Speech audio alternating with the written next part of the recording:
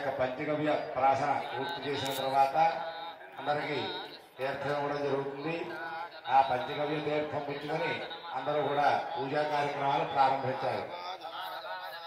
వారి భక్తులు యావమంది కూడా ఈరోజు గురువు గారి ఆధ్వర్యంలో లోపల సవితృకాటకాగ్ని చేయన మహాయాగ కార్యక్రమాలతో పాలు, పెరుగు, నెయ్యి, తేనె, పంచదార, విభూతి, పండ్ల రసం, గంధము శ్రీవల్లభ స్వామి వారికి అభిషేక కార్యక్రమం జరుగుతుంది. అలాగే భక్తులందరి చేత అంటే యాగంలో పాల్గొనే దంపతుల చేత గోమాతకు నమస్కారం చేసుకుని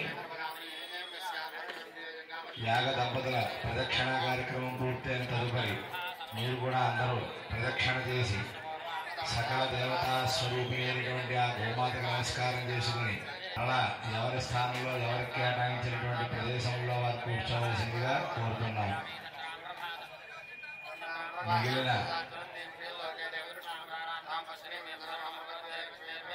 దంపతులంతా కూడా